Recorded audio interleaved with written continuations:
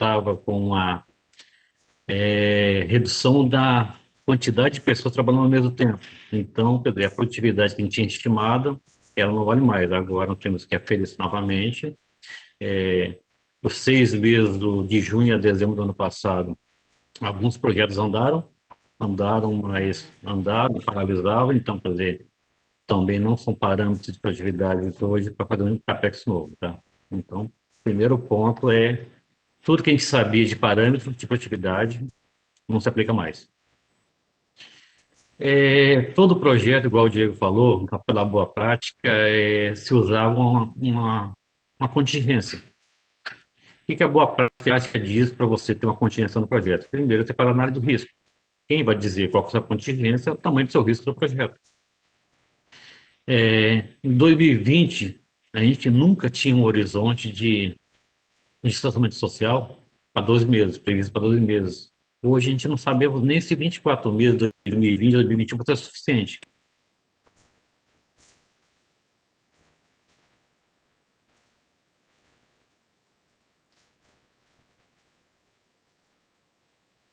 João, você tá no mudo. Você ficou mudo. É o que eu falei. Porque, vou voltar à questão da análise de risco. Então, como se fala, todo projeto, a boa prática diz que você deve ter uma contingência para aqueles imprevistos que podem ocorrer durante o desenrolar do projeto. Esses níveis de contingências, as boas práticas também dizem que tem que ser baseado não no achômetro de cada um, e sim numa análise de risco bem feita do projeto, e essa contingência vai ser no tamanho do seu risco do projeto, daquilo que você está disposto a assumir de risco. Como nós estamos aqui num período de pandemia e de distanciamento social, todas aquelas estimativas de contingência ou ficaram grandes ou ficaram pequenas. Normalmente ficaram pequenas porque não se contava um distanciamento total, não se contava que basta uma pessoa de uma área pegar coronavírus, que toda a área vai ser interditada. Então, isso, quer dizer, tudo que é um de risco foi embora. Tá? Terceiro ponto, o mercado. Eu não sei se a pessoa lembra, o ano passado a gente produziu 5% dos veículos março e abril da produção nominal dos meses do ano anterior. Para uma 95% a produção de veículos. Isso aconteceu com equipamentos, tá?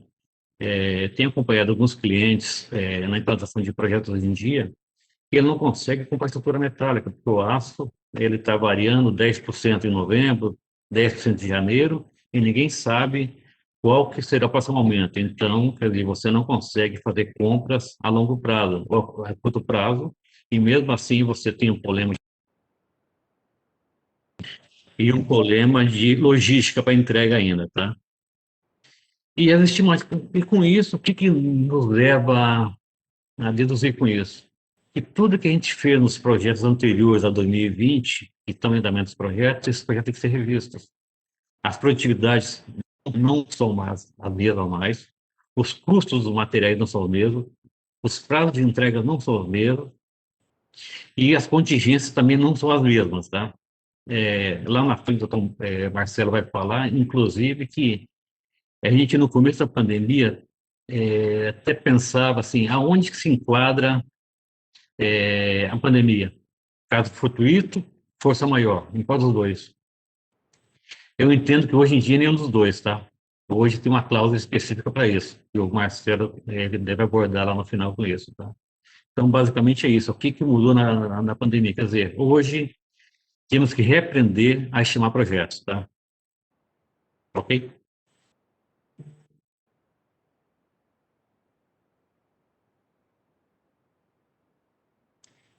Esse quarto slide aí, o Diego.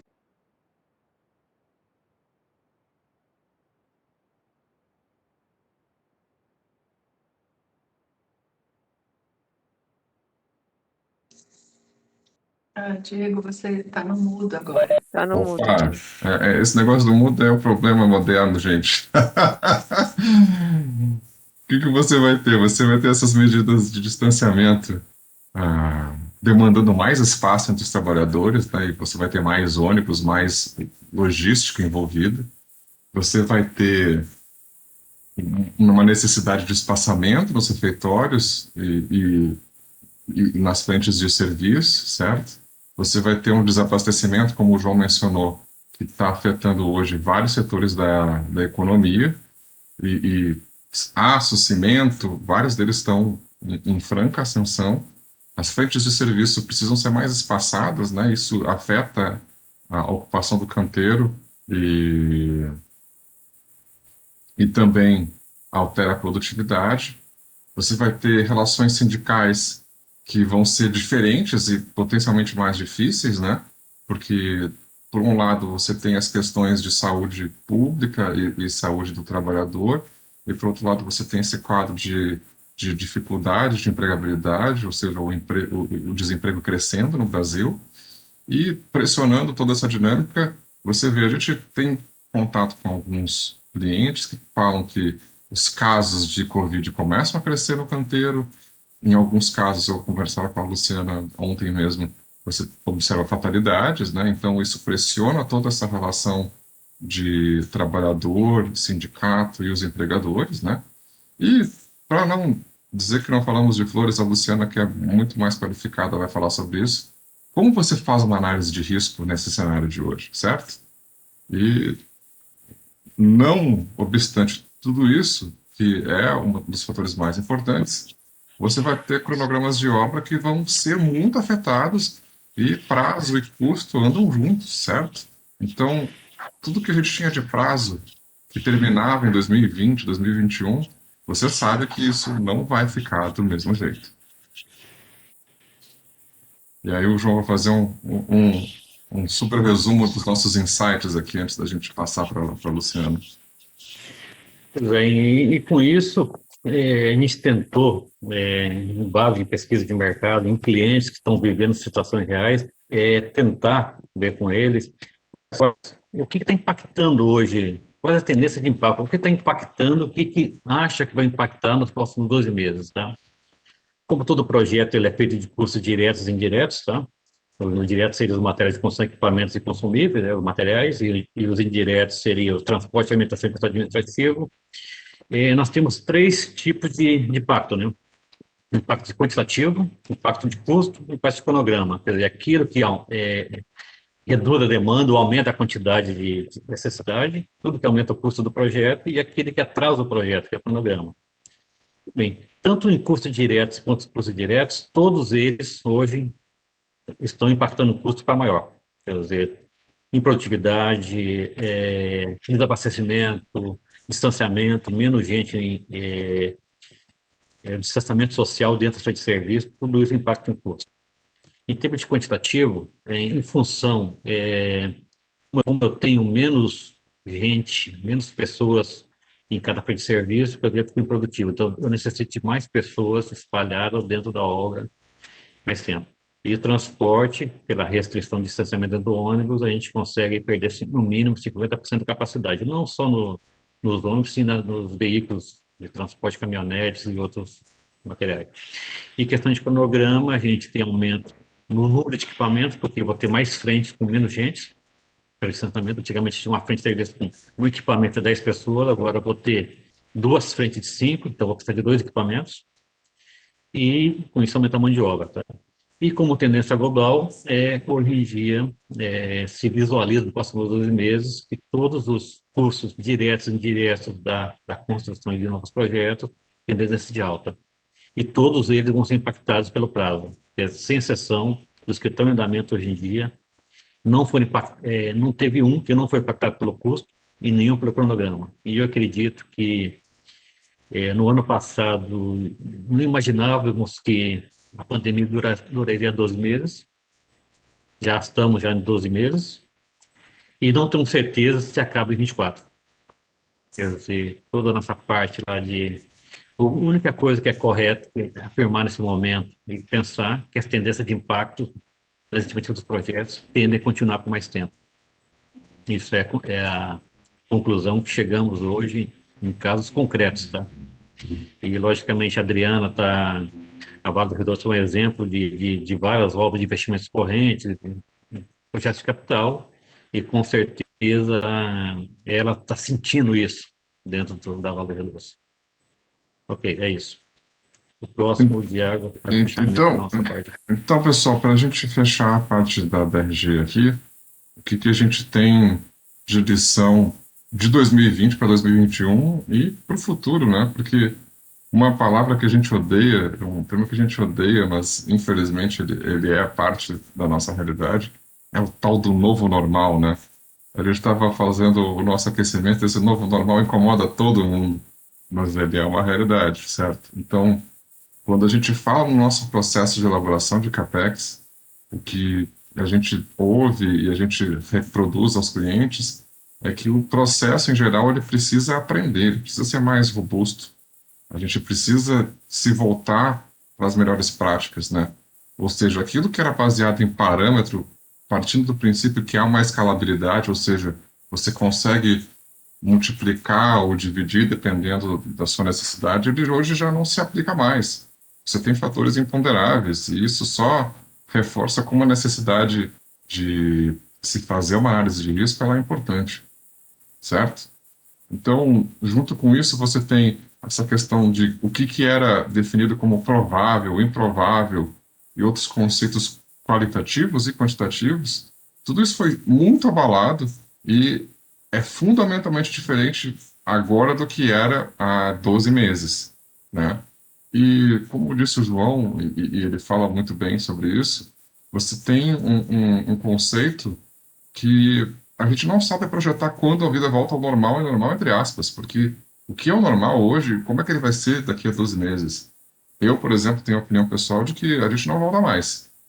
Eu não acho que o mundo volta a ser como ele era em 2019. A gente vai conviver com essa realidade de vacinação e outras questões, que não é nem minha área de expertise, mas falando dos aspectos de como nós somos afetados, eu acho improvável que a gente volte ao contexto de você ter pessoas viajando e despreocupadas com a possibilidade de serem contagiadas por um, uma doença tão difícil e com um potencial fatal tão grande. E com isso você tem uma infraestrutura e uma logística que vão ser necessariamente afetadas, né? E um ponto que a gente não deu muita ênfase, mas ele é um ponto crucial na parte de construção e em especial na parte de elaboração de estimativas, é a logística e a cadeia de suprimentos. Falando com um dos nossos clientes, e a gente depois já vinha ouvindo, né, e durante e depois a gente já vinha ouvindo, hoje está muito difícil você contratar afretamento de qualquer coisa.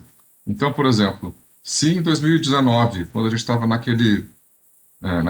naquela retomada das coisas, você tinha muitos espaços nas indústrias para comprar um equipamento.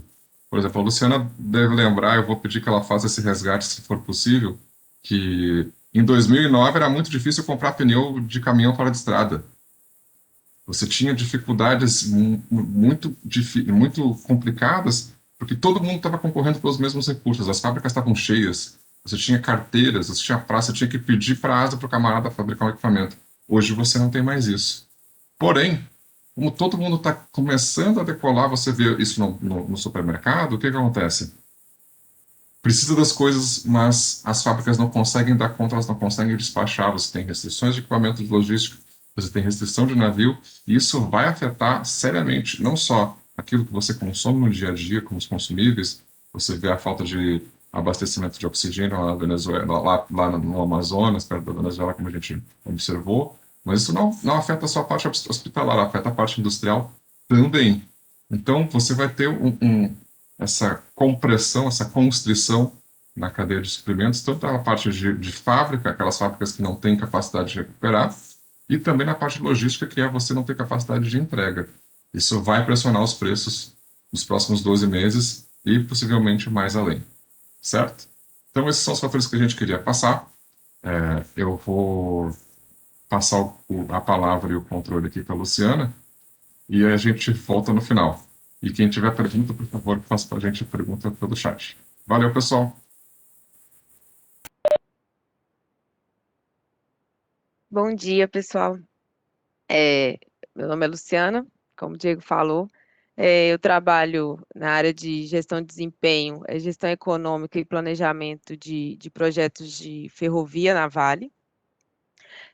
Como ele falou, eu fui diretora, atuei na CE por 1 ano e meio, e aí, falando sobre o novo normal, né? Nesses encontros da CE, a gente encontrava, conhecia, tinha esse network, né? E acho que é uma coisa que o novo normal vai, vai deixar saudades desses encontros presenciais, para a gente poder encontrar. As pessoas estão aqui, mas não tem esse esse tete a tete, né, que a gente tinha nos encontros da CE eram bem legais, assim, a gente fazia muito network, mas vamos lá, vamos adaptando a esse novo normal. E aí eu vou falar um pouquinho para vocês, a gente tem falado sobre o novo normal, e aí como a gente como a gente traz isso para a nossa área, para projetos, como é que a gente faz a gestão dos riscos dos contratos, né? É, Quando a gente fala de riscos nesse 1 ano que a gente está de pandemia, a gente tem visto sobre variação de preço de commodities, de insumos, variação cambial. A pergunta, né, caso fortuito ou força maior, como é que tá? Então, a gente tem esses riscos que há 1 ano a gente ainda não sabia bem o que aconteceu, hoje a gente já tem, já é isso, né, já é consumado. E a gente tem conversado muito sobre como seguir, né? A gente tem os novos contratos. Nos novos contratos, a gente pode prevenir. Então, eu posso decidir se eu vou eliminar esse risco, se eu vou seguir com uma forma de contratação. Em épocas de pandemia, eu vou fazer uma contratação EPC. Eu vou eliminar o risco, mas a minha contratada ela vai vir com a estimativa dela na hora que ela fizer a análise de risco lá em cima. Então, vai vir a conta para a gente. Ou eu posso administrar esses riscos, né? Então eu posso, que aí o que eu tenho conversado, até estava conversando com o Diego, a gente tem falado tanto em transformação sobre novo normal, e aí por que não a gente começar a entender melhor sobre contratos? Eu acho que até não só o contrato, mas a gestão do contrato, não só a forma da contratação, mas também a gestão do contrato de forma colaborativa. Então, o que não dá costuma muito certo aqui para a gente no Brasil, aliança. Por que não a gente entender mais sobre o contrato de aliança, a gente se adequar mais e ir mais para o ganha-ganha, né? Então, a gente estruturar nossos contratos de formas mais colaborativa, eu ir por um cost plus fee, que eu consiga definir um preço máximo, colocar mas de alguma forma ter aquele risco compartilhado, que aí a gente vai tentar minimizar esses impactos que a gente tem tido no CAPES, igual o João falou. A gente vê que a gente tem o ônibus antes que era para 50 pessoas, agora eles são 25 pessoas. O carro que antes eram 5, agora são no máximo 3 pessoas. Então, isso tudo vem nas nossas novas tendências de CAPES. Então, o CAPES que eu tinha de um projeto, que eu fechei um CAPES em 2019 para um projeto que eu vou implantar agora, já não vai ser mais o mesmo. A gente sabe que vai ter esses impactos. Além disso, tem os impactos que a gente não sabe. Qual que é o percentual de profissionais dele que vão da contratada que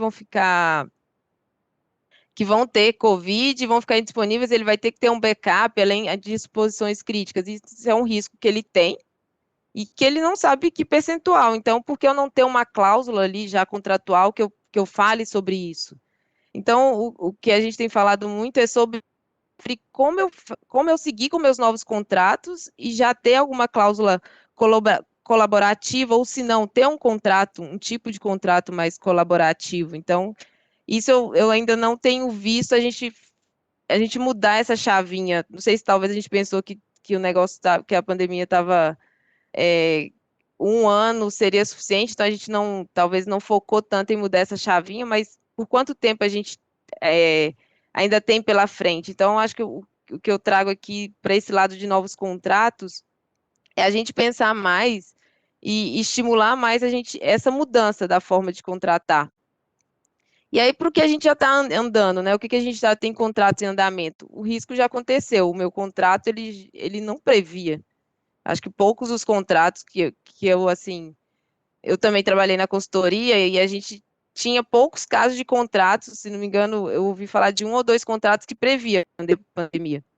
Então, acho que a maioria está do lado que não previa E aí, como a gente seguir, né? Como tratar esses contratos? E aí são os casos que a gente tem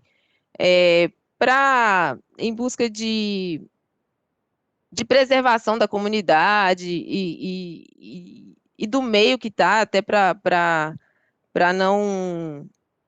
Pra, em busca de até para ajudar, para não sobrecarregar o sistema de saúde, algumas obras a gente paralisa, se não são obras tão críticas. Então, como tratar no caso dessas paralisações? Quem vai pagar as pessoas paralisadas, né? Então, isso tudo são medidas dos contratos em andamento, mas que têm que ser feitas de forma participativa das duas partes, né? Então, quando a gente vai para riscos, para impactos do que já está em andamento, a gente é muito acostumado a ir para litígio, arbitragem. Então, a gente tem, o Diego falou no início, não é reinventar a roda também. A gente tem o dispute board. Então, por que agora, nesse início não, né? Nesse tempo de pandemia, a gente não trazer isso, e aí é uma forma das partes se envolverem e as partes terem poder na decisão, né? Não ir para uma arbitragem. Então, acho que a gente tem formas de minimizar esses impactos, a gente vai ter impactos no CAP, mas a gente tem formas, e acho que nesse novo normal, nesse novo tempo, a gente pensar nessas formas colaborativas, então, que acho que a gente vai ter menos conflitos e talvez o impacto seja menor. Então, assim, o que eu queria trazer é muito mais assim sobre reflexão de como a gente pode seguir, né, e ver e tratar os nossos contratos nesse novo normal de mundo, né? Era isso, assim, que eu queria trazer para a gente conversar. E agradecer ao Diego pelo convite, por essas horinhas aqui para a gente trocar informações.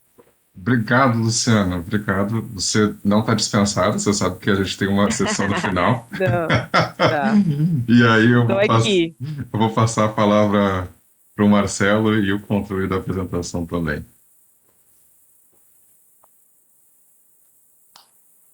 Bom dia a todos. Bom, primeiro queria agradecer a BRG pelo evento, ao convite do Diego, do João, da Adriana, e também desde já aproveitar para parabenizar aí pelas apresentações anteriores. A Luciana trouxe diversos temas instigantes e o Diego e o João trouxeram diversas dificuldades enfrentadas e como a gente precisa tratá-las, né? Deixa eu ver se eu consigo aqui mexer no slide. Acho que aqui eu consigo. Achei. Bom, aqui rapidamente o que a gente falou do momento em que vivemos.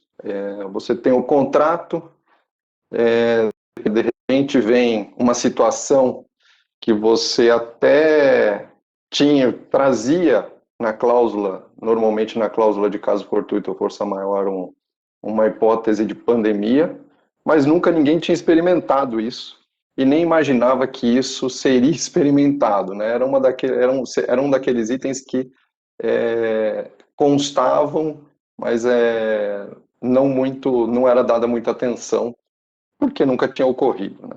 E você tem, nessa situação, um momento de prevenção, que foi tudo aquilo trazido pela BRG, como se forma o CAPEX, as etapas, a negociação do contrato, o início da execução do contrato, são todas maneiras preventivas de se enfrentar as dificuldades. Mas o que se viu é que chegou uma situação bastante inusitada, impactou não uma única região, mas o mundo como um todo. E aí, como é que a gente faz, né? Como é que faz a gestão disso tudo? E chega então um momento da gestão de crise, né? Bom, nesse momento, o que você vai fazer? Depois até vou tocar um pouquinho no tema que a Luciana trouxe, né?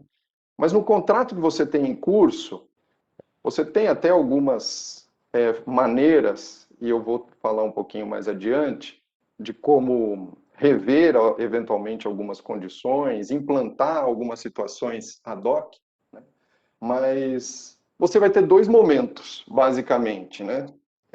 Durante a pandemia, e aqui a gente colocou um passado para provocar, porque quando a gente fala de durante a pandemia, ao mesmo tempo que a pandemia ainda está acontecendo, e como o João bem disse, não se imaginava que 12 meses, no início até eu imaginava muito menos, né? De repente, 12 meses, eu tenho um amigo até que estava previsto para casar em novembro do ano passado, e ele esperou até agosto do ano passado, acreditando que novembro seria um bom momento. E aí remarcou para agosto desse ano. E aí falou, não, agosto vai estar tudo resolvido. E agora, de novo, ele está discutindo uma nova data do casamento dele. Então, esse durante a pandemia, você vai ter, a gente tem verificado que você tem diversos eventos dentro da pandemia, e a pandemia como um todo também você não pode tratar ela do começo ao fim como um impacto constante, porque ela tem várias variações, né? Diversas variações ao longo da sua ocorrência, né? Então, você tem essa situação, e aí você tem o momento 2, que é o pós-pandemia. Aqui, de novo, uma provocação, não exatamente o fim da pandemia como um todo, mas o fim de diversos eventos críticos dentro da pandemia, né? Então, a gente hoje, em São Paulo, por exemplo, no Brasil todo está com uma dificuldade, estamos numa fase vermelha em São Paulo, né? Mas em novembro, estávamos numa fase muito mais tranquila. Em julho do ano passado, uma fase muito mais crítica. Então, dentro dessa situação da pandemia que vivemos hoje, a gente tem diversas graduações de criticidade da situação. Então, é assim que a gente provoca a discussão aqui, né, dos diferentes momentos.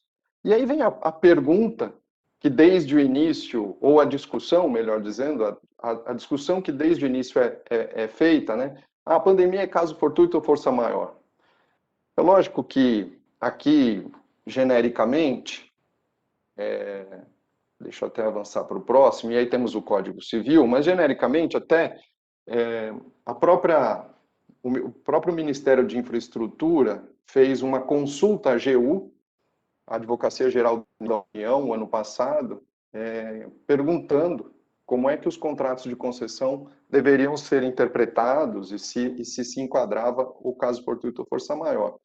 E a Advocacia Geral da União emitiu um parecer dizendo que sim, era uma situação de caso fortuito força maior, que se aplicava inclusive à teoria da imprevisão do código estabelecido no Código Civil, mas também era aplicada para os contratos administrativos, mas que ao mesmo tempo tinha que ser avaliado caso a caso, né? E entendo também que momento a momento, né? Então o Código Civil ele traz de uma forma mais genérica, que está aqui, o devedor não responde pelos prejuízos resultantes do caso fortuito ou força maior, né, se não tivesse responsabilizado expressamente. Normalmente ninguém se responsabiliza expressamente, pelo menos nos contratos brasileiros aqui, mas mundialmente isso é também muito comum, nenhuma das partes se responsabilizar expressamente. E aqui a ocorrência, né, ele verifica-se no fato necessário, ou seja, a inevitabilidade, né, ou cujos efeitos não era possível evitar ou impedir. Então, ainda que tivesse, por exemplo, hoje, a gente tem até uma previsibilidade de que pode ter um agravamento da crise no Brasil, né, da crise de saúde no Brasil, mas ainda que você tenha uma certa previsibilidade que isso pode acontecer, você não tem como evitar ou impedir. Então, a inevitabilidade aqui é um requisito muito forte. E aí nós temos um exemplo de cláusula, que normalmente nos últimos contratos, nos mais recentes que nós temos visto pelo escritório, ela conclui dizendo, né, a parte afetada pela ocorrência de um evento de caso fortuito ou força maior terá direito à extensão do prazo do contrato pelo tempo em que perdurar o evento de caso fortuito ou força maior. E aqui a gente traz esse ponto, primeiro, né, o objetivo principal do caso fortuito e força maior é regular as penalidades aplicáveis no contrato, né? Ou seja, você não atribuir durante uma situação que é totalmente de fora do controle das partes o ônus de uma penalidade estabelecida no contrato, seja uma penalidade por atraso, uma penalidade por descumprimento de uma obrigação específica. Então, esse é o principal ponto do caso fortuito e força maior. E aí ele traz, como regra geral, de que nenhuma das partes, como dito ali anteriormente, né, responde pelos prejuízos resultantes se expressamente não houver sido responsabilizado.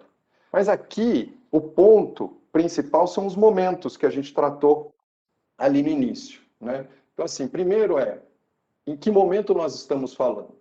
É o momento em que está ocorrendo aquele evento crítico, ou é um momento já que está se tratando dos efeitos daquele evento crítico, daquele momento crítico? Outra questão que ficou bastante mais complicada num momento de pandemia tão extenso é que assim, os contratos traziam cláusulas, na cláusula de caso fortuito ou força maior, conectada com a de rescisão, dizendo que depois de 180 dias de ocorrência, o contrato pode ser rescindido. E aí vem a questão, a rescisão é a melhor alternativa, né? O enquadramento da força maior é a melhor alternativa?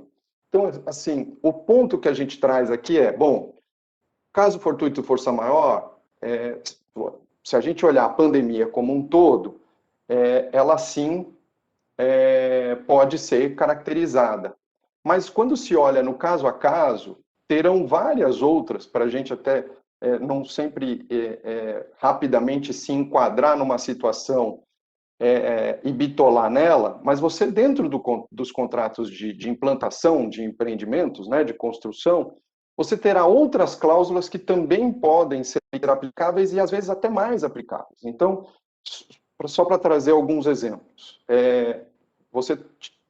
nós tivemos no Brasil diversas regiões que colocaram o serviço de construção civil como um serviço essencial. Então, assim, o empreendimento não foi paralisado, mas, por outro lado, ele sofreu alguns impactos, como trazido pela BRG. O transporte teve que ser reduzido a quantidade de profissionais que são transportados ao mesmo tempo, teve que aumentar o turno por conta de um distanciamento. Você tem serviços feitos em região confinada, então ficou isso muito mais complexo. Você teve as baixas também, ou situações de isolamento de uma equipe toda, porque teve a ocorrência de um caso, né? Você tem a decisão do próprio dono da obra, do impacto social, que dar continuidade naquela obra numa situação de saúde crítica, porque aquilo pode, numas cidades menores, aquilo pode gerar um impacto muito grande nas famílias daquele profissional que está sujeito ao trabalho e sujeito ao risco da Covid. Então, você tem, dentro desse cenário, você tem determinações municipais limitando, por exemplo, vimos diversos municípios que, apesar de estabelecerem como regra geral, serviço de construção como essencial, tiveram diversos municípios que tinham, naquele município que era pequeno, tinha uma obra muito, muito grande. E aí, nesse município, o impacto daquele empreendimento é significativo na população total do município. Então, foram feitas até determinações específicas para o empreendimento. Olha, no empreendimento X, que é um empreendimento muito relevante na cidade, não pode ter mais de 70% do efetivo, por exemplo. Então, assim, você teve determinação municipal. E aí, o contrato, você vai enquadrar no contrato como caso fortuito, força maior, ou como uma alteração, por exemplo, na legislação, que houve um decreto municipal, que normalmente é enquadrado dentro do conceito de legislação ou decreto, alterando uma condição de execução. Então, aqui a gente só traz, e eu trago aqui para vocês só a provocação de que ir direto no caso fortuito e força maior nem sempre é a melhor situação. Precisa entender o contrato como um todo, ver outras cláusulas, ver a situação do caso concreto. Se é um interesse, por exemplo, individual do dono da obra por conta do impacto que tem na sociedade, se é uma determinação do município ou daquele estado ou daquela região especificamente, né? Ou se é uma questão mais genérica e aí traz diversos impactos, como nós falamos, né?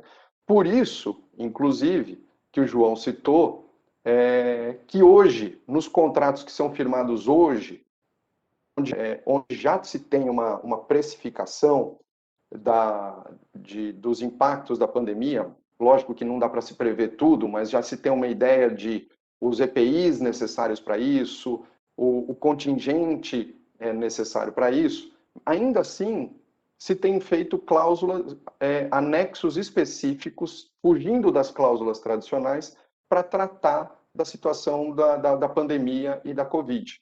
Porque ela não se resolve unicamente por uma cláusula de caso fortuito ou força maior, né? Até porque algumas questões já são conhecidas. Então, normalmente, se excepciona já no caso fortuito ou força maior e diz, olha, esse assunto está sendo tratado especificamente na cláusula tal ou no anexo tal. Nós temos visto isso e foram maneiras de se chegar num consenso entre contratante e contratado que foram eficientes. Bom, o que fazer numa situação como essa, né? Eu já estou me estendendo aqui, mas eu vou mais para o final. Primeiro, realmente, num contrato que você já tinha previsto, atenção redobrada aos registros, isso por ambas as partes, né? Identificar prazos contratuais de notificação e sempre a prova dos impactos é a base para lidar com as discussões sobre o tema, né? Aqui eu vou trazer exatamente um ponto que a Luciana falou, né? Mas e aí? Como fazer? O que fazer? Né? Atenção ao princípio da boa-fé, né? O dever de cooperação e de mitigar danos. A provocação aqui também é ficar as duas partes entrincheiradas, dono e contratado, né? Contractor e owner, entrincheiradas, simplesmente fazendo registros e trocando correspondências e farpas, não necessariamente vai ser a solução para um momento de crise como estamos vivendo. Além disso, em respeito ao princípio da boa-fé, se tem o dever de cooperação e de mitigar danos, que vai ficar evidente para qualquer julgador, se eventualmente um assunto desse for levado ao julgamento, de qual foi a postura, a atuação das partes numa situação totalmente inusitada. E aí, situações que mostram uma cooperação mútua, uma busca de mitigar danos e solucionar a dificuldade conjuntamente, se mostra muito mais uma situação de ganha-ganha do que a situação das partes se entrincheirarem e ficarem simplesmente um acusando o outro, que tende, num momento como esse, a levar para uma situação de perde-perde, né? E voltando nos momentos, sempre avaliar os diferentes momentos de cada situação. Então, houve uma paralisação do empreendimento necessária por conta da pandemia, depois ele se retomou, como tratar os efeitos disso? Houve uma redução do contingente por um determinado momento e depois se restabeleceu o contingente total, mas com uma série de restrições, aumentando o turno. É sempre muito importante pensar nisso. E aí, o que traz de impacto, que já foi falado, né? Prazo, custo, eventualmente até escopo, alteração de escopo, E os seguros, porque tem muito seguro que excepcionava a cobertura em situação de pandemia. Então, também uma atenção especial aqui para ver se há cobertura ou não e como que, se houvesse, como que pode ser endereçada, né? E aí, por fim, as formas de resolução. Como eu estava falando ali no respeito ao princípio da boa-fé, numa situação dessa, o ideal é, por exemplo, as partes buscarem a colaboração mesmo. Um comitê de gestão de crise organizado por ambas as partes, no qual ambas as partes buscam, contratante e contratado, buscam a melhor solução para esse momento e para as diversas fases desse momento, nos parece uma solução bastante razoável, mas para isso precisa se tirar algumas a armadura e algumas restrições para que as partes possam conversar realmente o que for melhor para o projeto, né? A instituição de um dispute board, como a Luciana também mencionou, em contratos grandes, o IBDIC, né, o Instituto Brasileiro do Direito da Construção, sempre estimula muito, o escritório também comenta muito, mas é algo que ainda não foi plenamente aceito na cultura de contratos de infraestrutura do Brasil. Mas nós continuamos estimulando isso porque nós vemos vantagens nos dispute boards. Mas mesmo que não esteja previsto no contrato, existe a possibilidade de se criar um dispute board ad hoc, no momento que uma crise como essa surgiu. E aí também outras formas, o Instituto da Mediação, né, que também é uma maneira que buscando se evitar um litígio e no final, se não tiver jeito, o caminho que estiver estabelecido no contrato judicial ou arbitragem. Para concluir só, realmente num contrato hoje novo, numa situação como essa, eu concordo totalmente com a Luciana de que situações colaborativas, contratos que estimulem a colaboração, que tragam uma governança, ainda que não sejam necessariamente uma aliança, mas que tragam ali um modelo de governança conjunto, onde riscos como esse que nós estamos enfrentando possam ser abertamente discutidos, tendem a gerar uma solução melhor para todo mundo. Então, nós acreditamos, o Leonardo Toledo, meu sócio, bom, ele é um famoso defensor desse modelo, a tese dele de doutorado foi sobre isso, então nós discutimos muito, mas reforço aqui que isso, em situações como essas, onde você não tem clareza do risco e do tamanho e de até quando ele vai durar, situações colaborativas tendem a ser muito mais eficazes. É isso, gente.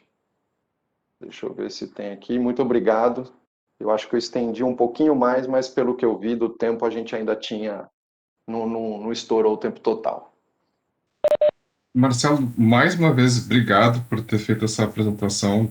Quando a gente conversou lá no começo, eu sempre achei uma ótima ideia a gente falar sobre a perspectiva jurídica. Quando a gente conversou com o Leonardo, depois com você, assim, no fim das contas, quem paga a conta? Sempre é uma questão muito pertinente e de muito interesse para todo mundo, tanto para os donos das obras como para os contratados, para os empreiteiros, as pessoas que vivem no entorno dos empreendimentos, né? E por conta disso, a gente agradece mais uma vez a parceria do IBDIC no evento e em todos os momentos que a gente tem procurado dividir esse conhecimento com a comunidade que faz parte do mercado de construção. E agradeço mais uma vez a Luciana por ter aceitado o nosso convite. E o seguinte, a gente tinha se proposto, e eu acho que é uma parte fundamental de workshops como esse, de a gente abrir perguntas para o chat. Então, já temos uma pergunta que foi direcionada para a Luciana, né? E temos mais outra pergunta do Fernando, vamos começar pela ordem. Então, o João Raidamos, se eu massacrei a pronúncia, você me corrige, por favor, João. Ele perguntou para a Luciana o seguinte: Luciana, bom dia. Acerca dos contratos em modalidade de aliança, na sua percepção e experiência, Ao que se deve ou se devia a dificuldade ou a pouca quantidade dessa modalidade no mercado brasileiro. E nesse cenário pós-Covid, você já observa alguma mudança nesse cenário? Aí eu vou pedir para o João e para o Marcelo falar das experiências dele também e eu complemento no final. É, o que eu vejo assim de aliança, a experiência que eu tive com a aliança, eu acho que é muito da nossa cultura. Acho que é da cultura que a gente ainda não tem, a gente ainda tem dificuldade de ceder, a gente ainda não tem no nosso sangue o ganha-ganha, a cultura de contrato de ganha-ganha. Então fica igual o Marcelo falou, a gente fica naquela carta para lá, carta para cá, e o aliança a gente precisa chegar no consenso. Então, o que eu vejo assim, é a dificuldade que a gente tem de chegar no consenso entre as partes. É a experiência que eu tive com a aliança. Ainda, pelo menos no que eu tenho visto, não vi tanta evolução para a gente. Eu ainda vejo uma resistência. Não vejo que a gente vai chegar num modelo de aliança, mas talvez, igual o Marcelo falou, a gente ir para o meio termo, né? Vamos progredindo. Talvez a gente chegar no meio termo, mas eu ainda não vejo assim essa mudança. Então, assim, para curto prazo. Mas talvez seja a gente ir para o meio termo. Pode ser. Eu acho que eu poderia complementar, Luciana, Uhum. eu tive a oportunidade de trabalhar com alguns contratos de aliança e fazer parte do comitê de aliança de alguns contratos, tá? E, como você falou, aqui no Brasil, infelizmente, no passado, isso nos últimos 15 anos, eu faço mais aliança aqui no Brasil nos últimos 15 anos, ele se deve à falta de cultura. Quer dizer, a cultura aqui no Brasil, infelizmente, não se tinha a cultura do ganha-ganha. Então, sempre uma parte tenta levar vantagem sobre a outra, tá? E com relação às perspectivas, se o mercado está mudando, eu vejo ainda muitas empresas ainda, nesse momento de pandemia que tem incertezas, querer transferir o risco. Quer dizer, é um momento que agora eu quero um EPC para me transferir o risco. Só que uma triste ilusão, né?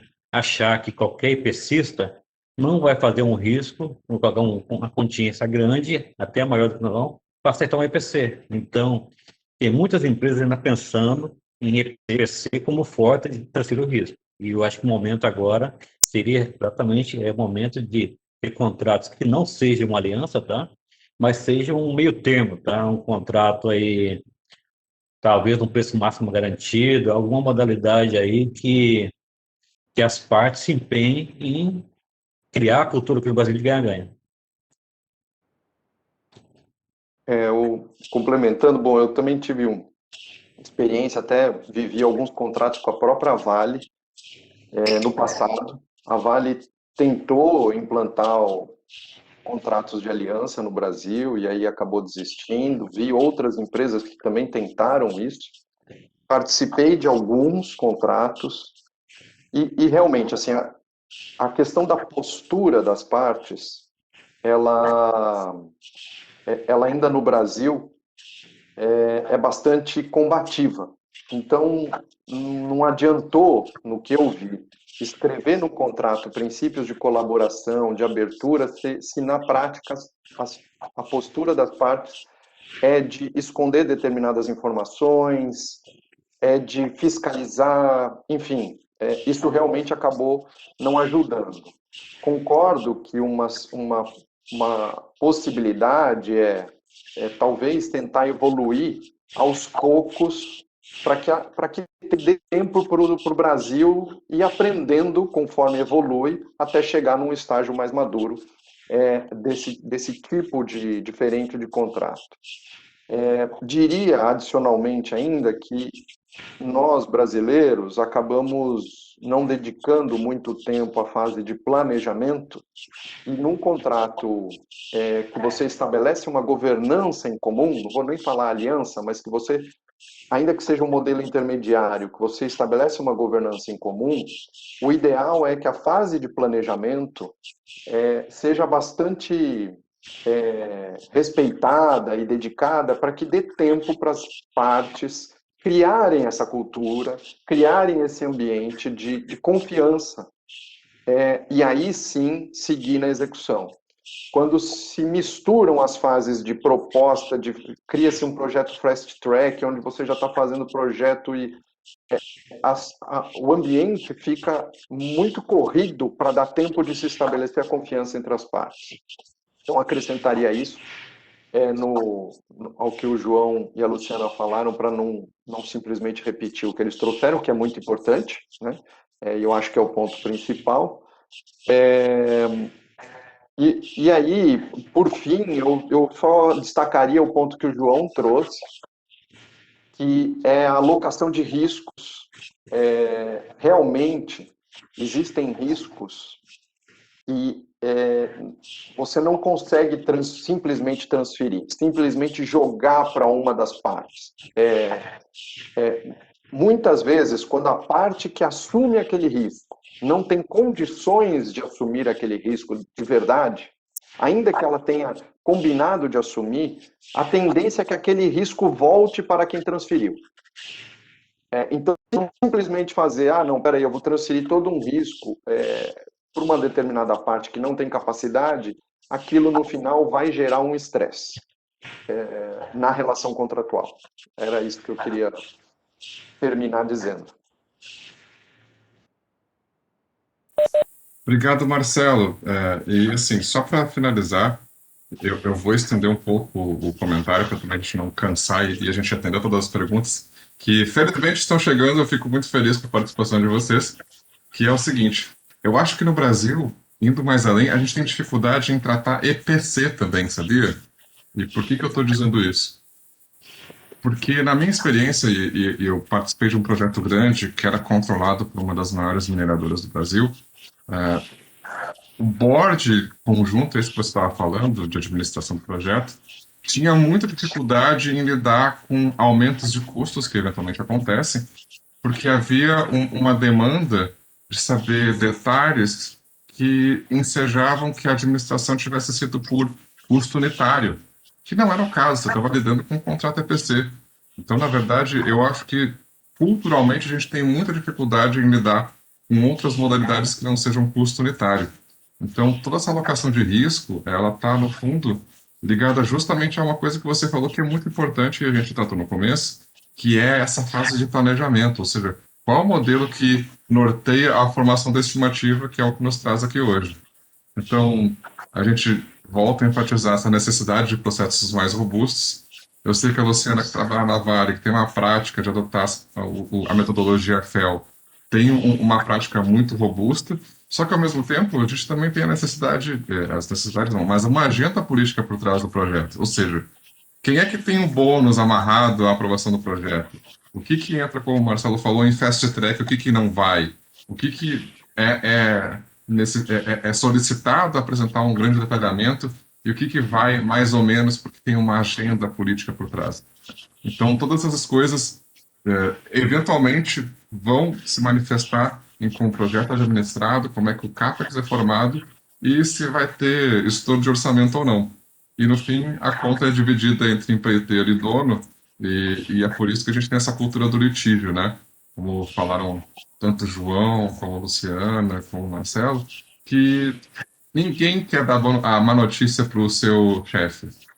Então, o camarada que é o dono da obra não quer avisar para o board, para o conselho, que o orçamento explodiu, e o empreiteiro tampouco. Então, no fim das contas, você fica com o cachorro correndo atrás do rabo. Quem é que vai, no fim das contas, botar o dinheiro na mesa? Certo? Temos aqui mais uma pergunta.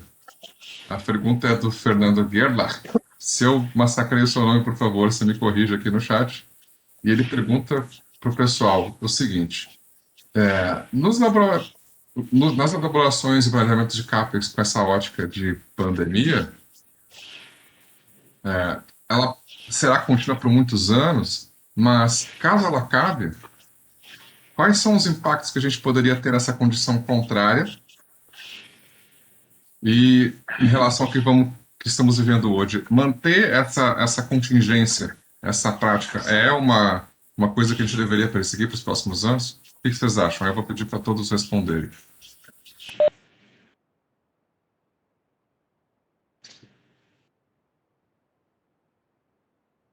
Começa aí.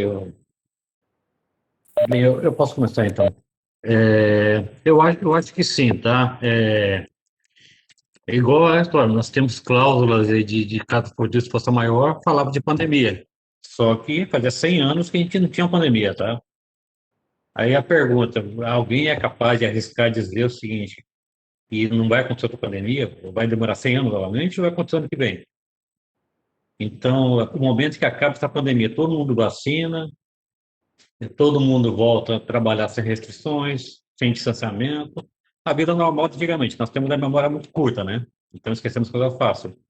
Aí a pergunta, assim, e até quando vamos esperar uma próxima pandemia para voltar e ser reativos?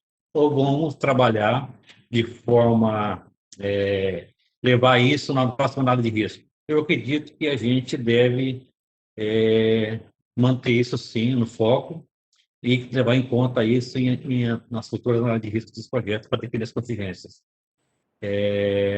Prever o imponderável, que a gente não previa antigamente. Antigamente, as nossas contingências eram baseadas em erros de projeto, basicamente, aumentos quantitativos e nunca em fatores externos. E isso aconteceu agora. Então, abre uma luz do futuro. Nós temos que reaprender a fazer estimativa de CAPEX para o próximo projeto. Luciana quer falar? Se ela quiser falar, eu posso deixar por último. Eu concordo com o que o João falou. Acho que a gente não vai deixar, acho que não vai arriscar, né? Mas aí acho que a gente tem que pensar uma forma de como de como fazer esse vínculo. Acho que a gente ainda não está preparado para o pós, né? Mas acho que com certeza ninguém vai arriscar não colocar, não ter essa previsibilidade, não ter isso lá de alguma forma. É, eu acho que sempre essas situações mais difíceis, elas trazem muitos aprendizados, não é?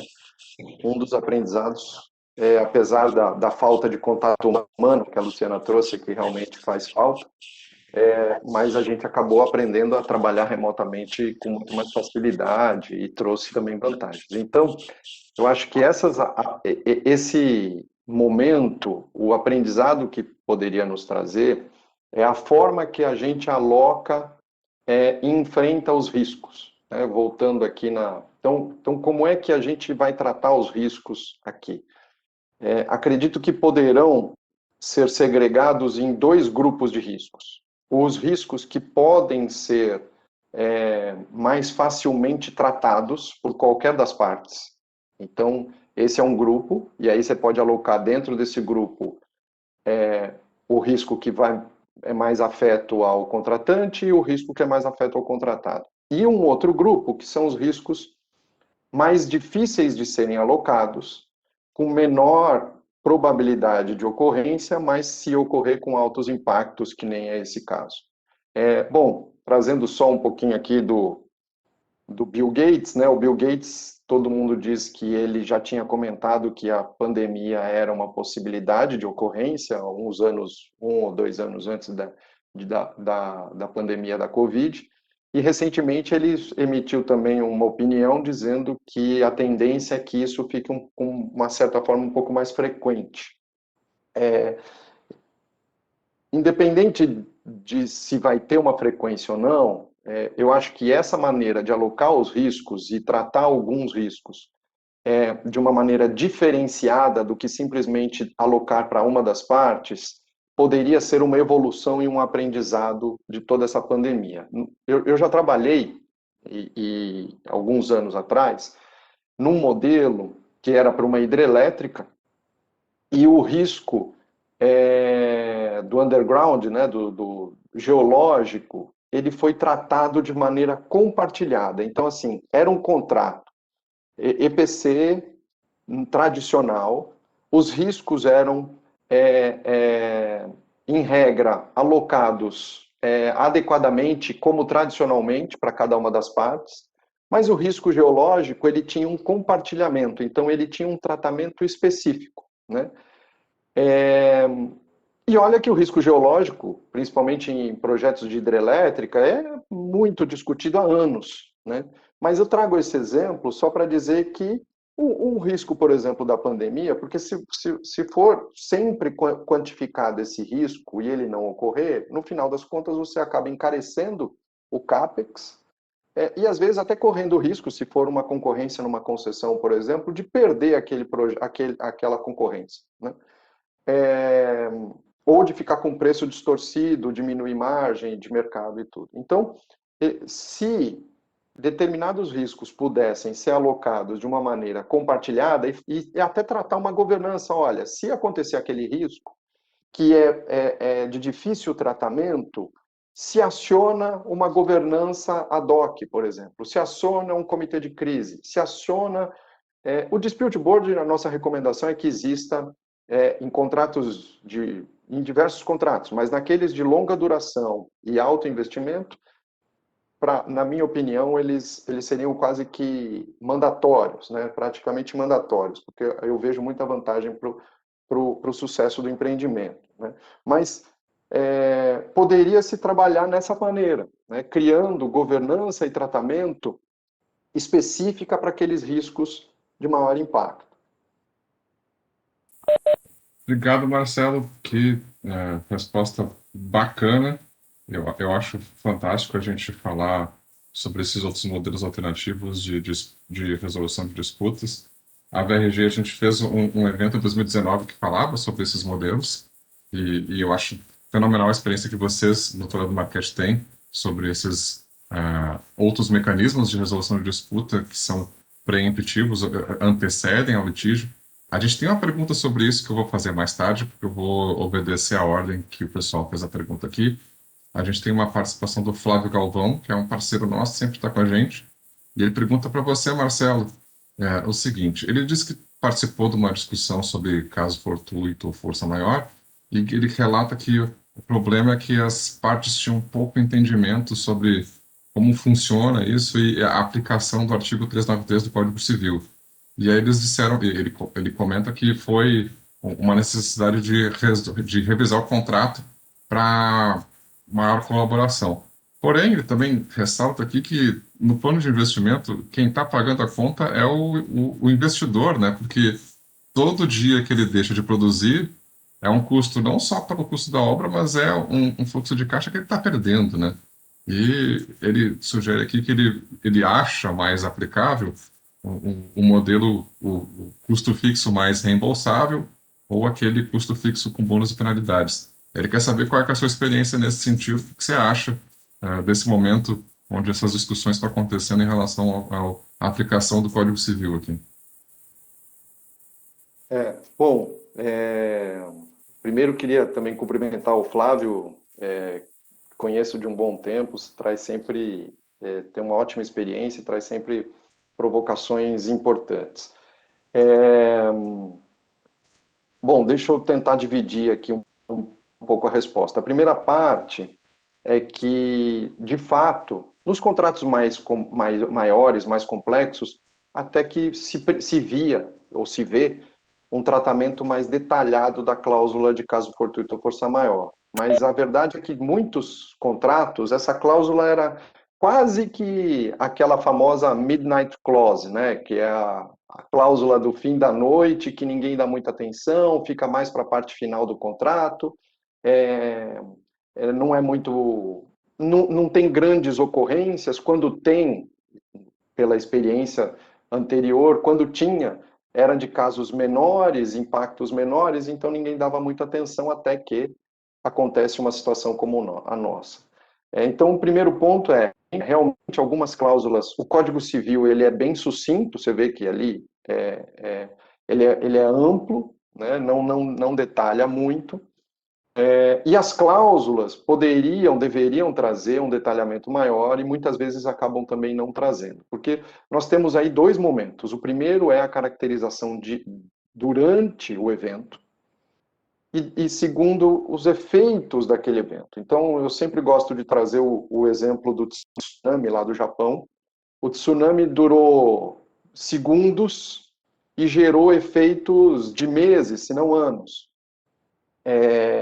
Até teve a questão nuclear por conta do tsunami, que até hoje aquela região está isolada. Então, diferenciar o evento de força maior durante a ocorrência do evento e seus efeitos, eu acho que é o primeiro ponto. E já gera uma discussão muito grande nisso. Se você deixar para essa discussão ocorrer só depois de caracterizado ou de uma situação crítica, a discussão fica muito mais difícil.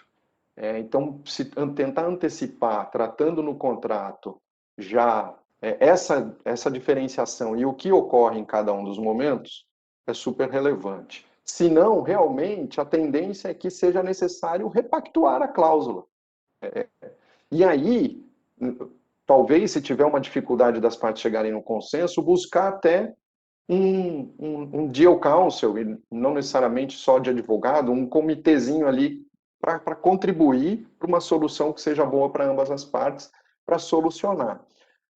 Concordo que no momento desse, se tiver uma discussão e uma dúvida muito grande de como se tratar, uma maneira de buscar uma solução rápida é sim estabelecer um cost plus fee, porque você tem uma tendência de maior transparência.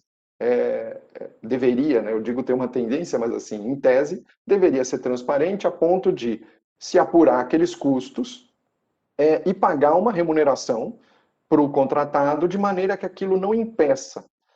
Conheço alguns contratos que não exatamente para essa situação, mas eles tratam a hipótese de, em determinados momentos do contrato, por exemplo, em definição de uma change order, né, de uma alteração de escopo, enquanto está indefinido, se opera a cost plus fee. E depois que se define, volta à regra normal do contrato. Então, eu acredito sim que há situações em que não necessariamente o contrato ser o tempo todo cost plus fee, mas em momentos críticos você já tem até uma previsão que você estabelece o cost plus fee e depois, solucionada a pendência, restabelece, firma-se uma change order, firma-se um aditivo e segue o contrato, porque é uma tendência de transparência e evita um prejuízo maior para o dono da obra realmente, porque muitas vezes a paralisação ou a postergação da obra, ela gera muito mais prejuízo pela perda de receita que o dono da obra vai ter, do que a discussão em si da execução daquele problema, né? Do custo daquele problema.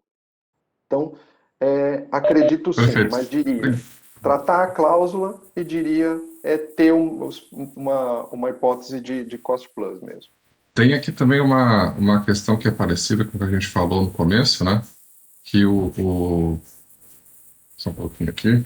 O Thales Silveira traz que ele diz o seguinte: a cultura do país não é uma cultura tão favorável a esses contratos de aliança, mas ele entende aqui que a pandemia mudou muitas culturas, né, muitas coisas, e ele acredita que deve haver uma mudança. Porém, ele vê que o mercado, na verdade, não mudou, e nos contratos CPC, na experiência dele, ele diz que tem muita alocação de risco para o owner. Eu vou falar um pouquinho, aí eu vou pedir para todo mundo falar rapidinho, para a gente tentar responder as outras perguntas que chegaram. E aí eu vejo de maneira muito parecida com você, Thales. Eu vejo que os empreiteiros, né, os contractors, eles tentam passar muita coisa para o owner, né? E é uma questão cultural, assim, porque o contrato sempre é um contrato de alocação de risco. E tem aquilo que é assumido pelo empreiteiro, e, portanto, ele deveria assumir, e tem a alocação de risco para o owner, que é muito bem definido nos contratos. Mas eu concordo com você, eu acho que, tradicionalmente, é uma coisa cultural no Brasil, o empreiteiro tenta devolver e subir muita coisa para o owner. Vou pedir para o João continuar aqui. Inclusive, minha esposa é da área de suprimentos, ela está implantando um projeto em Goiás, tá? Estão fazendo a parte de suprimentos. E como eu trabalho em casa, eu acabo acompanhando algumas coisas com trabalho remoto, tá? A empresa dela é um exemplo lá, a cultura ainda é essa de transferir o risco para o empreiteiro, achando que antigamente, normalmente se faz contrato civil com preço unitário, esses projetos que no Brasil não são conclusivos, porque tem bastante variações, e estão tentando agora fazer IPC, achando que com isso o risco vai ser transferido para o empreiteiro. Logicamente que não vai acontecer isso, né? Você vai criar uma cultura de pleito no final, quer dizer, até onde não existia. essa questão também eu acho adequado, cost costly, FI. Eu trabalhei na preparação de um projeto na construção da fábrica da Albras em Barcarena no tempo de estatal. Naquela época, a montagem eletromecânica do projeto foi feita por administração, quer dizer, custo mais uma bonificação para a empresa construindo. Quer dizer, aqui no Brasil já teve várias experiências, não deu muito certo, exatamente porque lá, qual era o maior problema? Era exatamente duas coisas. Uma, a falta de produtividade. Exatamente o compromisso com a produtividade, já com a remoção do custo.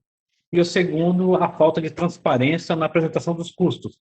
Então, quer dizer, é cultural, tá? Mas eu acho que agora não, nem tanto administração, nem tanto EPC, nem tanto aliança. Temos que fazer um modelo híbrido aí que, para algumas situações, igual o Marcelo falou, a gente consiga migrar o contrato para aquela situação específica e tentar mitigar o risco, porque, na verdade, não existe duas possibilidades. O, Se o empreiteiro perder, o owner vai perder também, tá? Ou no atraso da obra, ou no custo maior. Quer dizer, o empreiteiro pode levar prejuízo, mas vai ter um atraso da obra e a perda de receita vai causar outro prejuízo muito grande para a empresa, principalmente em energia, tá? Antes da Luciana entrar, eu vou fazer rapidinho uma alusão à nossa ex-presidente Dilma. É o típico caso de que ninguém vai ganhar, ninguém vai perder, vai todo mundo perder, né, João? Exatamente. É isso mesmo. Acho que se não vier o valor, se ele não colocar na contingência dele, o valor vier lá nas alturas, vai vir o pleito. É claro, assim, que o pleito vem, no final, vai se pagar a conta. Acho que nem tem o que falar, o que agregar mais sobre esse caso. Então fecha pra gente, Marcelo, rapidinho, antes da gente passar para a próxima pergunta, que é a do Bruno, e depois tem a da Jéssica ainda. Historicamente, o mercado de infraestrutura ele era liderado pelos construtores no Brasil, e isso vem mudando de uns anos para cá. Então, eu acho que tem uma tendência disso começar. Na verdade, eu vejo que começou a acontecer de uns anos para cá, era muito forte, o risco muito alocado para o owner. Eu acho que isso já começou a mudar. Eu vejo, por exemplo, o mercado de linha de transmissão já tem uma alocação um pouco diferenciada dos riscos. Acredito que isso está num processo evolutivo. Só para fechar aqui. Perfeito. Então eu vou passar agora uma pergunta que é para você, Marcelo. Essa aqui eu não vou nem me atrever a responder, que é o seguinte. O Bruno Henrique pergunta o seguinte: até onde essa cultura de litígio que a gente observa hoje nos projetos de infraestrutura pode ser trabalhada nas faculdades de direito? Ele diz que é advogado, e ele fala que esse mindset não apenas é estimulado, né? Ele entende isso, mas ele diz que esse mindset é ensinado e reforçado durante toda a formação do profissional. Ou seja, como é que a gente trabalha no meio jurídico essa questão da mediação, da conciliação, ao invés do litígio, né? Essa é a pergunta, Marcelo. Realmente, assim, eu já estou mais velhinho, não sei a idade de quem perguntou, mas e de quando se formou, mas na época que eu me formei, o curso era muito voltado para litígio mesmo, né? Na faculdade você aprendia muito isso, e a área consultiva era pouco explorada. Eu sempre fui mais da área consultiva do que do litígio, e acabei explorando isso na vida profissional. O que acontece com a grande maioria das pessoas que acabam indo também para a parte mais consultiva. As faculdades elas evoluíram um pouco nisso, surgiram desde 2001, quando eu me formei para cá, faculdades com uma visão mais empresarial, inclusive. Mas o Brasil ele tem sim uma cultura de litígio. Se olhar a quantidade de processos e mesmo de arbitragens, né, de processos judiciais e mesmo de arbitragem, se verifica que o Brasil tem uma cultura grande nesse sentido. Acredito que a própria, agora com o mercado muito mais integrado mundialmente, a influência internacional traga, embora também tenha países desenvolvidos que também têm uma cultura de litígio maior. Mas acredito que haja um movimento de maior equilíbrio nisso. E cabe a nós, eu acho que por institutos, como, por exemplo, o do IBDIC, que fomenta soluções alternativas de disputa, outros, a própria ACE traz também, diversas maneiras que o mercado acaba atuando de maneira complementar à academia, né? Acho que é por aí. Perfeito. Tem mais uma pergunta aqui. Eu vou pedir para o chat que quem tiver pergunta ainda faça. A gente tem um tempinho aqui ainda para responder. É uma pergunta um pouco mais complexa e eu vou dividir com todos. Eu tenho a minha resposta e gostaria que vocês também participassem, que é a seguinte. Prezados, como tem sido a experiência de vocês em relação à variação cambial durante o período de pandemia, especialmente nos casos de contratos de preço máximo garantido? Eu vou responder da minha experiência.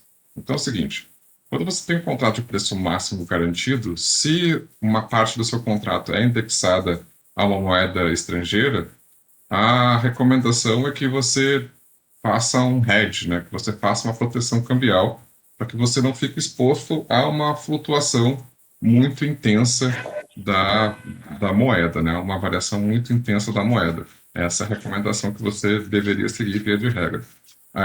Isso é fechado, é ironclad, é assim para sempre, mais ou menos. Eu tenho certeza que o João e a Luciana e o Marcelo podem complementar, mas é o seguinte: tudo depende.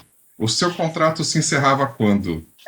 Se houve extensão, quem deu causa à extensão? Então, são exceções que você pode buscar para dividir esse tipo de ocorrência, esse tipo de risco, certo? Mas, via de regra, se o contrato é a preço máximo garantido e você está num contexto que tem uma flutuação cambial, a solução é você ter hedge para você ter um teto em cima de eventuais flutuações cambiais que possam ocorrer. Eu passo para o João e aí a gente vai pela ordem para Luciano e Marcelo de novo.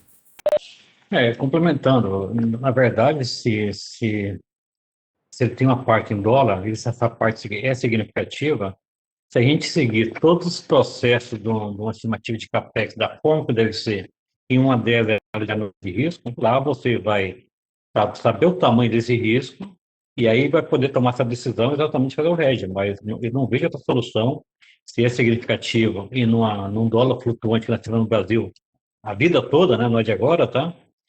E o hedge cambial tem que ser feito. Você não fazer, você exatamente não mitigar o risco, tá?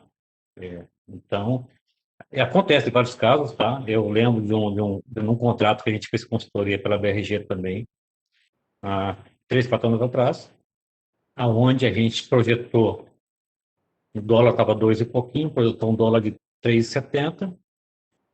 A empresa, por bem, achou por bem não fazer esse hedge cambial, o projeto atrasou e não acabou até hoje. Então, o dólar que era de 3, hoje é 5,70, 5,80. Quer dizer, inviabilizou o projeto.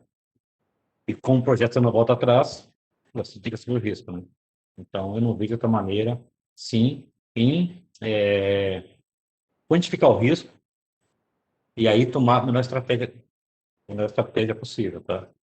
Esse é o caminho correto. A gente não tem nenhum caso, a gente não tem nenhum contrato vinculado à variação, mas eu também, assim, por conhecer por caso, também sei que a forma é essa, é seguir avaliando o risco, né? Lá atrás.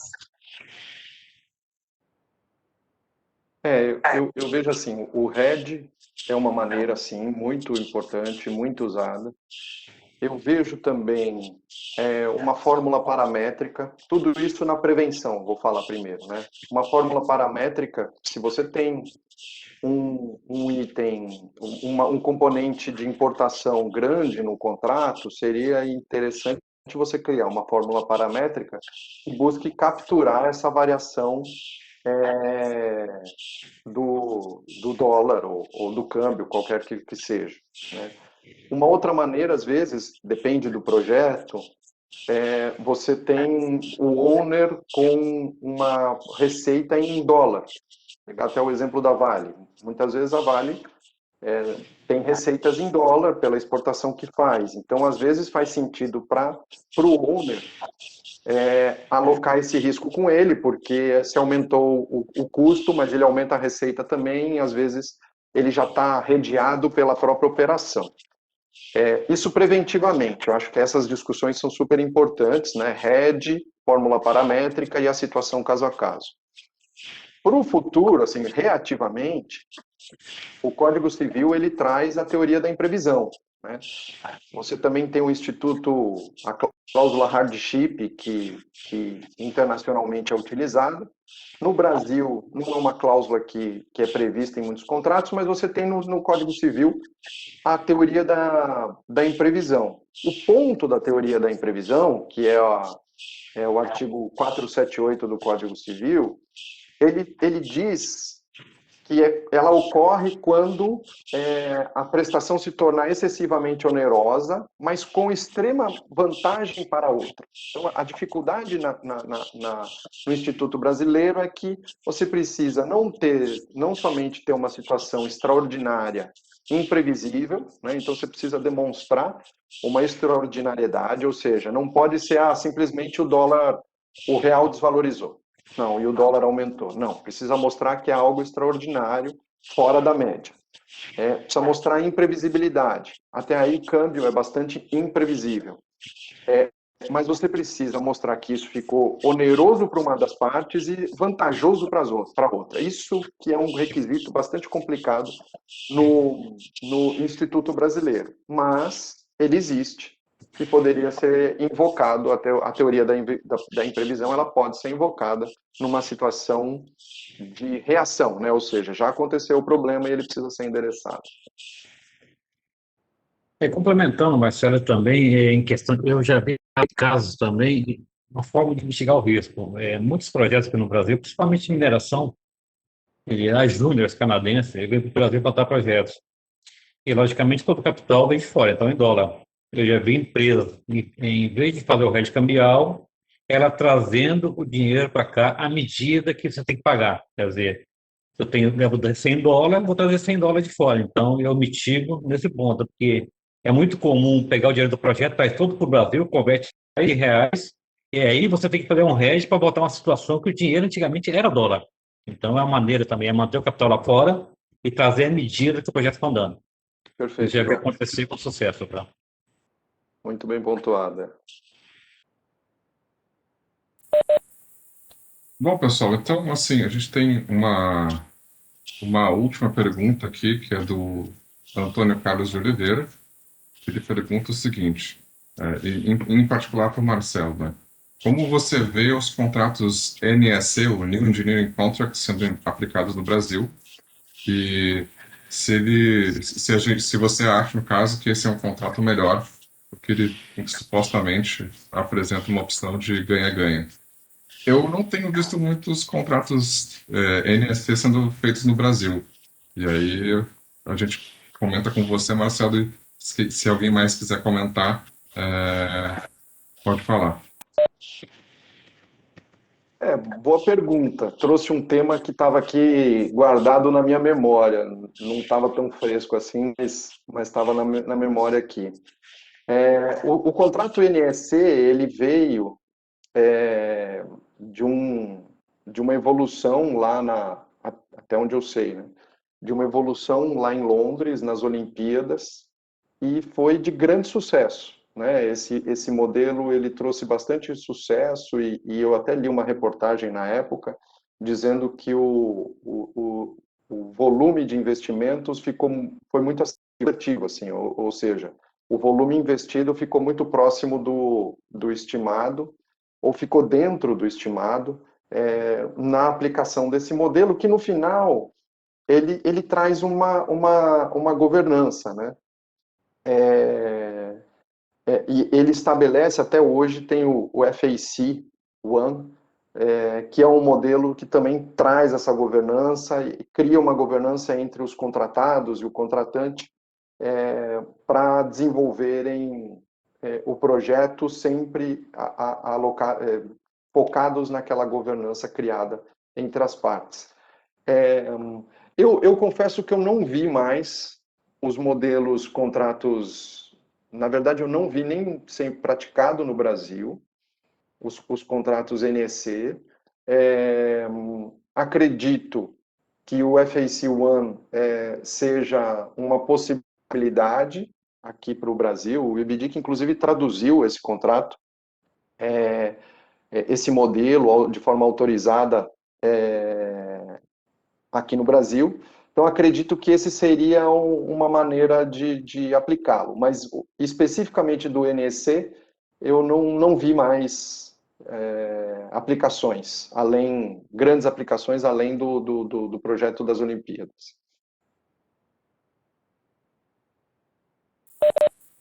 Bom, pessoal, alguém no chat tem mais alguma questão, alguma coisa que vocês gostariam de compartilhar conosco? Se não, a gente vai passar para o pessoal passar as últimas mensagens de fechamento, de encerramento, e a gente vai encerrando o painel por aqui.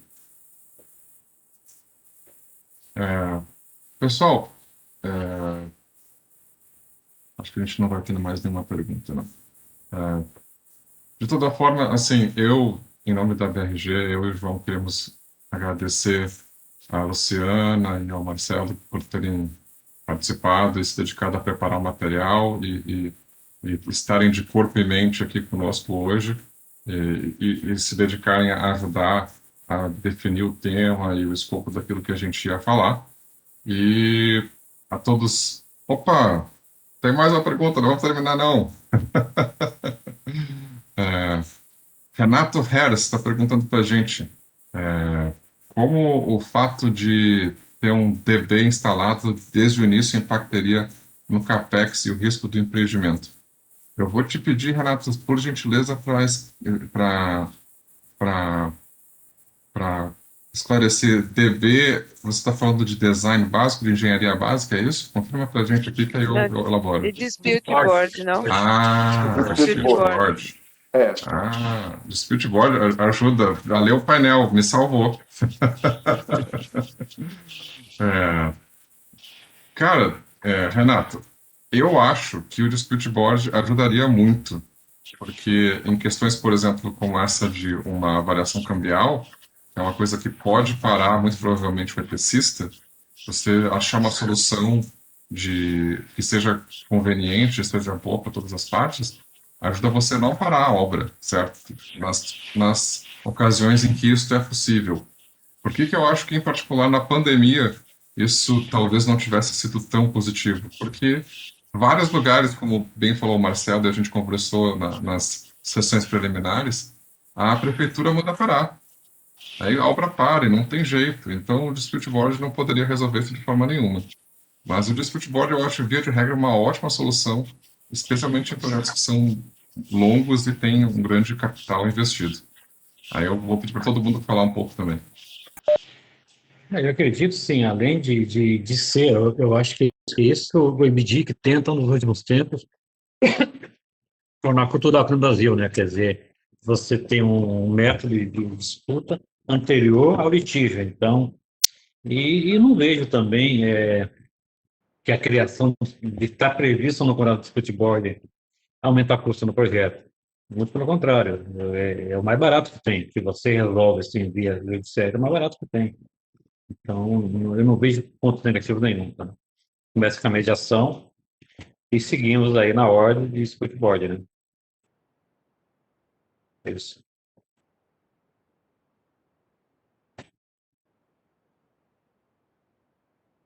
Bom, eu posso falar também.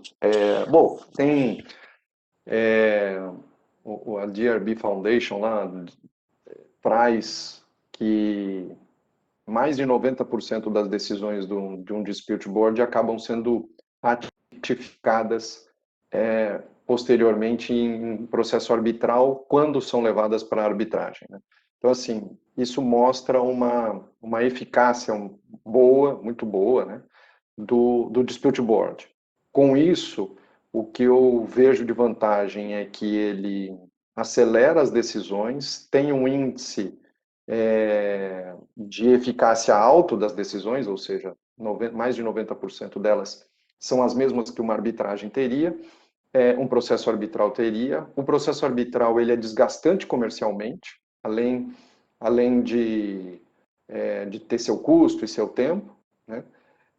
Então, eu vejo diversas vantagens mesmo. Eu acho que existe aqui um receio no Brasil de você terceirizar uma decisão que estaria muito na mão do owner e também um pouco na mão do construtor, né? Na verdade, na mão dos dois. Então, você terceiriza essa decisão. Acho que existe um receio de ambas as partes na terceirização dessa decisão ao longo do processo. Mas o que se mostra internacionalmente são diversas vantagens, além de, principalmente, você dar maior continuidade ao contrato que não se paralisa ou se diminui a velocidade em situações mais críticas.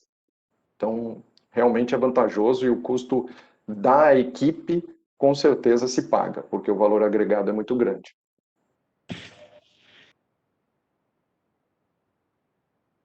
E sem contar também, você pensar ao final de tudo também, tanto uma arbitragem quanto um litígio, você transferiu para um terceiro a decisão.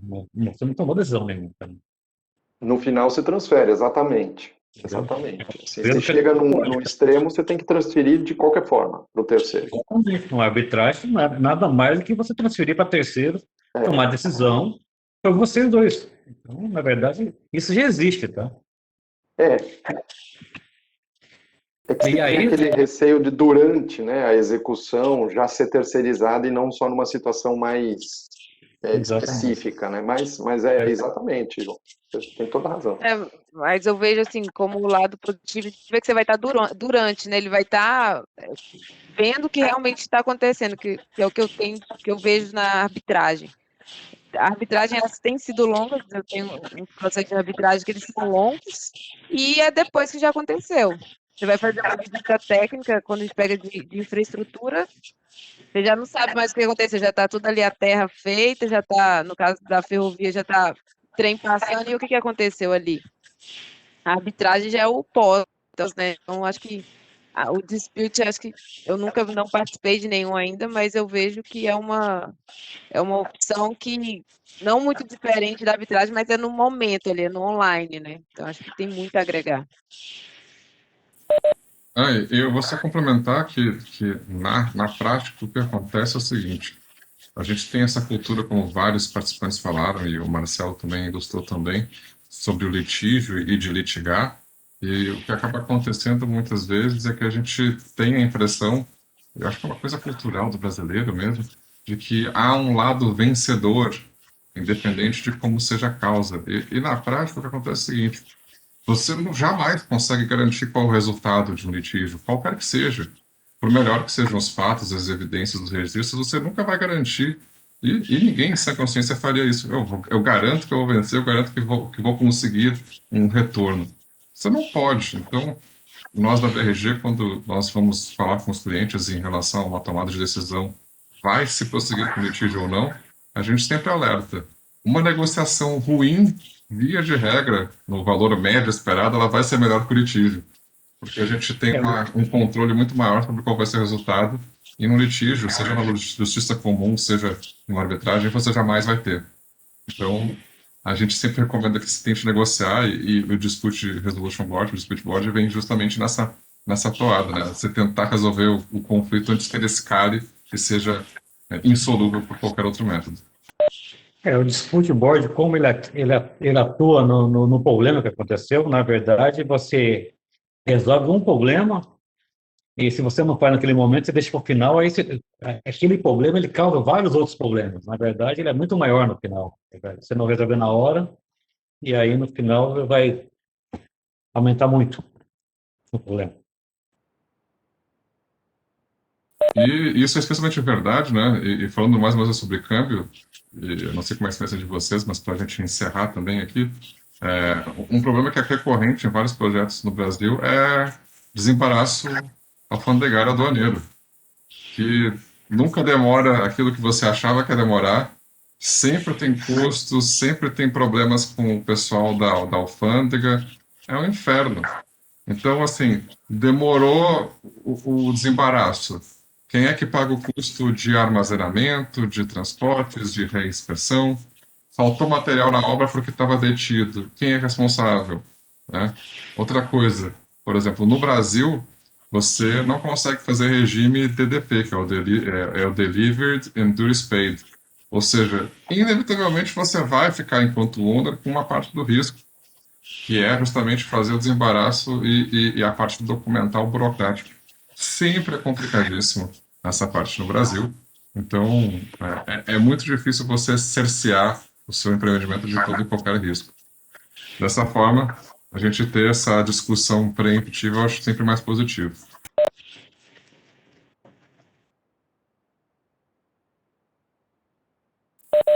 Bom, eu acho que a gente não vai ter mais nenhuma pergunta. Eu agradeço a todo mundo que participou mais uma vez. Agradeço a Adriana, que foi a pessoa que nos ajudou muito do marketing da BRG. E é isso. A gente agradece todo mundo, os participantes, o João, que estava aqui comigo, a Luciana e o Marcelo, todo mundo que participou. E a gente se vê na próxima. A gente deve fazer um novo evento e a gente conta com a parceria e com a presença de todo mundo que apareceu hoje. Muito obrigado, pessoal. Obrigado, Marcelo, Luciano também, Adriana, todas as pessoas que estão participando. A gente agradece muito a presença de vocês. Tá? É muito importante para nós estar discutindo esses assuntos do momento. É importante para nós. Obrigada, Pessoal, gente. muito obrigada também em nome da BRG. Desculpa, Luciana, apenas para Nada. lembrar que daqui a alguns dias a gente já vai ter esse material e esse vídeo, inclusive, com a apresentação disponível no site da BRG. Nós deixamos aí no chat todos os contatos dos palestrantes e, novamente, em nome da BRG, agradeço a Luciana e ao Marcelo, que foi um prazer ter vocês com a gente hoje. O prazer foi todo meu também. Eu agradeço o convite da BRG e foi um prazer enorme debater com todos vocês. E obrigado também aos convidados que trouxeram perguntas bastante interessantes para engrandecer a discussão e o debate. Muito obrigado a todos. Obrigada, gente. Obrigada pelo convite. Obrigada pelos participantes. As perguntas foram ótimas. Tchau, tchau. Boa tarde para todo mundo. Boa tarde. Boa tarde a todos. Obrigado, Thales. Obrigado, Apostos. Obrigado a todos que fizeram perguntas.